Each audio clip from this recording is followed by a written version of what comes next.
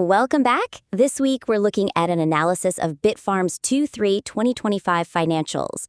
It really zeroes in on this massive 790% adjusted EBITDA surge and their big strategic pivot into AI, all backed by an $814 million war chest.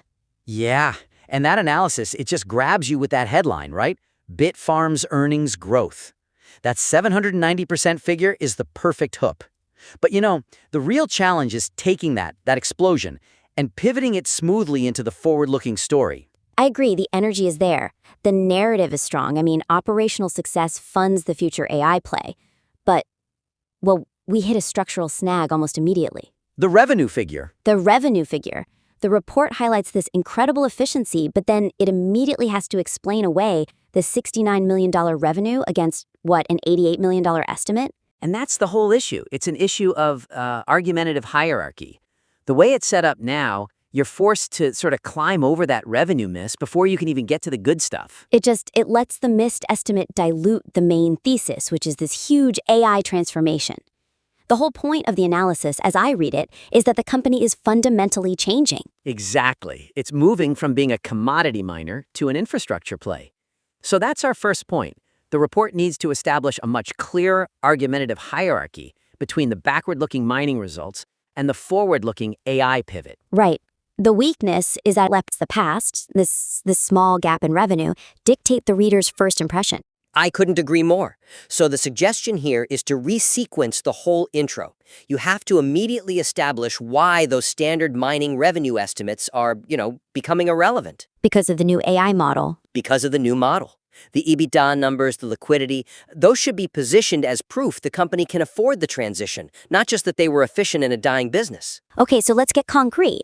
How do you actually do that? Well, for one, when you present the financial table, you make an editorial choice. You explicitly define that $88 million consensus estimate as a legacy mining metric. Right there on the table. Right there. It immediately guides the reader on how to interpret that variance. It tells them, look at this number through this new lens. That's a strong move, but couldn't calling it a legacy metric feel a bit, too aggressive? You might turn off some investors who still care about the top line? That's a fair point, but the goal of this analysis is to champion the AI thesis. You're not hiding the data, you're framing it. And to do that, you need a bigger structural shift. Okay. The whole discussion of the HPCI pivot, which is kind of buried in Section 3B right now, that needs to move up, way up. Like immediately after the executive summary. So you're not explaining away a miss anymore. You're not. You're explaining the pivot that makes the miss irrelevant. And then finally, you change that section title from market reaction and analyst sentiment to something more decisive. Something like valuation shift, why legacy metrics fail. That leads the reader right to the conclusion you want them to have about the stock's 12% rally. Exactly. It tells them precisely why the market shrugged off the revenue number and focused on the future. That's a really sharp way to fix the opening. It just completely reframes the narrative. Okay, let's move on. The second point, the core AI catalyst itself. The report leans very, very heavily on a quote from the CEO. Oh, that quote is a showstopper. I mean, it has to be in there. The CEO saying the Washington site, which is less than 1% of their portfolio? Could generate more net operating income than their entire Bitcoin mining history combined. It's an explosive claim. It's designed to completely shift how you think about the company. It is, but wow, that's the kind of line you see on a slide deck that makes you immediately skeptical, isn't it? It feels like it's presented without any of the assumptions you'd need to actually believe it. And that's the analytical vulnerability. That's the gap.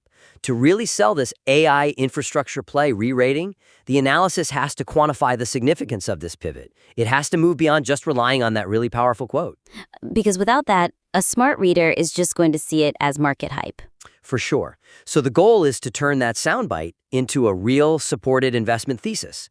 You have to show the levers that need to be pulled to make that claim a reality.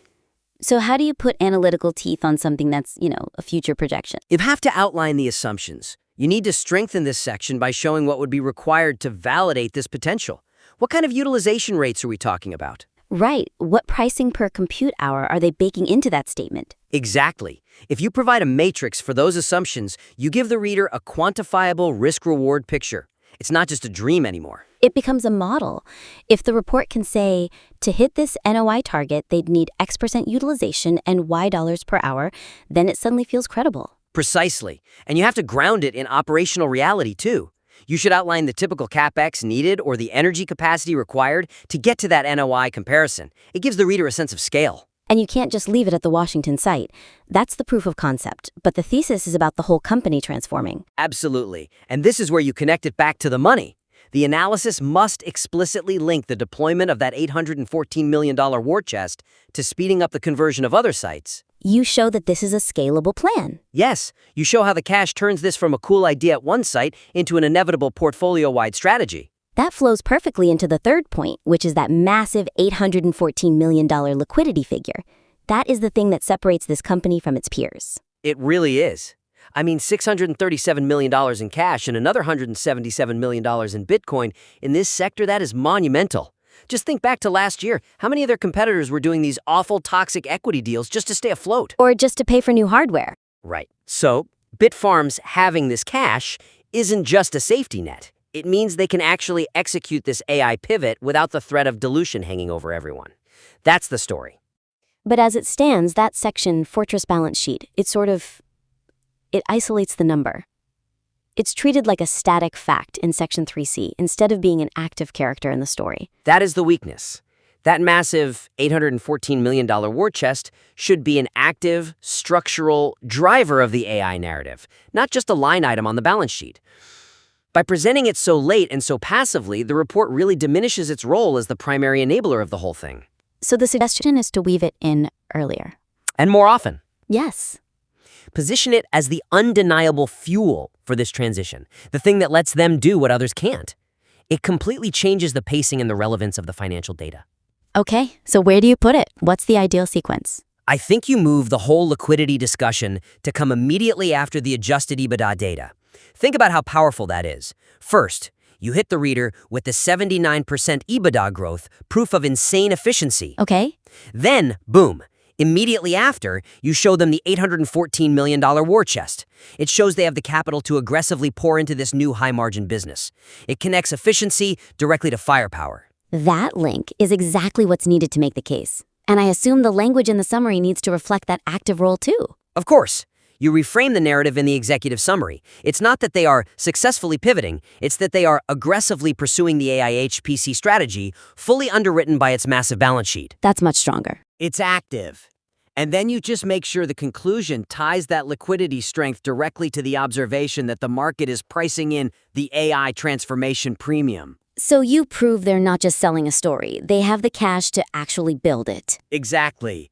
You underscore that whole sleeping giant idea with real concrete financial muscle. Okay, those changes taken together, they really do transform this from just a review of earnings into a powerful forward-looking thesis. Look, the analysis already has the goods. The earnings growth is incredible. The AI vision is massive. These changes just make sure that every single data point is working together to support that conclusion. It makes it so much more robust. So, to quickly recap the three main actionable suggestions. First, sharpen that argumentative hierarchy. Reframe the revenue miss as a legacy metric and pull the AI pivot discussion right to the front. Second, put some meat on the bones of that AI catalyst. Take that amazing CEO quote and build an analytical model around it, with assumptions on utilization and CapEx. And third, use that huge $814 million war chest as an active driver of the story. Move it up right after the EBITDA results to show that the company has the fuel to fund this entire transformation. And doing all that just makes the report's central argument so much more powerful, so much more undeniable. Implement those structural changes to maximize the report's impact. We're excited to see the